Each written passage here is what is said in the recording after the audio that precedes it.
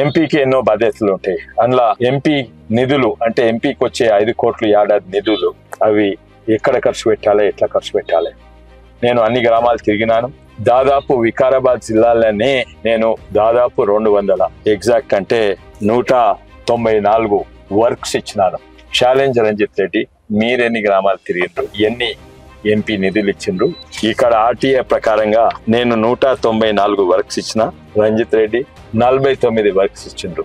Challenge ఇదే కాక మీరు రంగారెడ్డి జిల్లా, యావత్ రంగారెడ్డి జిల్లా తీసుకుంటే ఇవి నా వర్క్స్ ఇచ్చిన, ఇవన్నీ నా వర్క్స్. నీ వర్క్స్ కేవలము ఈ 4-5 పేజీలే మాత్రం నీ వర్క్స్. నేను 600 పైన వర్క్స్ ఇచ్చినాను, మీరెన్ని ఇచ్చిండ్రు? ఛాలెంజ్. నువ్వు ఎంపీగా నీ ఎంపీ లాడ్జ్ వాడుకున్నావా? ఇంకో ఛాలెంజ్ ఏంటంటే ఎంపీగా ఉన్నప్పుడు ఫస్ట్ బాధ్యత ఇంతకుముందు ఎంపీ నిధులు ఏవైతే వర్క్స్ ఇన్ ప్రోగ్రెస్ ఉన్నాయో అవి మొట్టమొదలు కంప్లీట్ చేయాలి. నేను ఎంపీగా ఉన్నప్పుడు అంతకుముందు ఎంపీ జైపాల్ రెడ్డి గారి వర్క్స్ అన్ని కంప్లీట్ అయినాక అప్పుడు నేను నా ఎంపీ నిధులు తోటి వర్క్స్ మొదలుపెట్టినా. నేను వర్క్ స్టార్ట్ చేసి నేను శాంక్షన్ చేసినవే మీరు కంప్లీట్ చేయలేకపోయినరు.